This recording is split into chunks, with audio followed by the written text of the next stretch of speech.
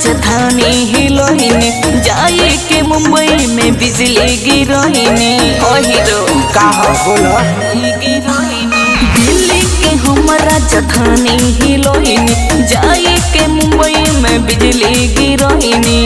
रहो हमरा से दूर तनी डोरी डोरी। सुन आइल बारू तू नाचे मुखिया जी के टोला नहीं बाची के ई हवा से जईबू गोरी। अरे तू नाचे मुखिया जी के टोला नहीं बाची के ई हवा से जईबू गोरी। अरे जा आइल बारू तू नाचे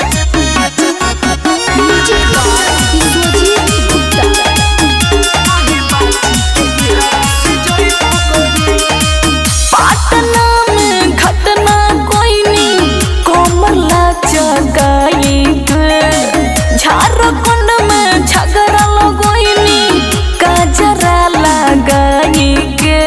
क्या समझे हमरा सुन पाला तोहर पर गइली आज रंगदार से। अरे होई बाबा ने जदी नचबू ना तू प्यार से।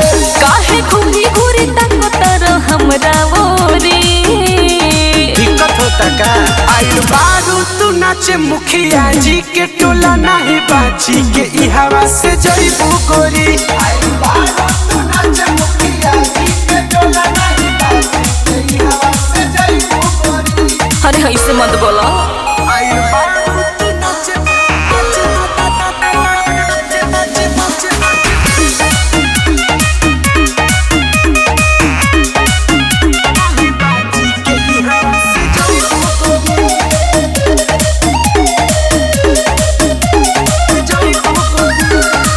कान खोल के सुनो ये बाबू, हमरो तू बात हो।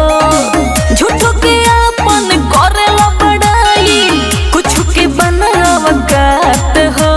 खाली झूठे बोले लगा। नमरी दिखाई का सोहन राज के न जानो तबारू, बाबू अशोक के न पहचानो तबारू।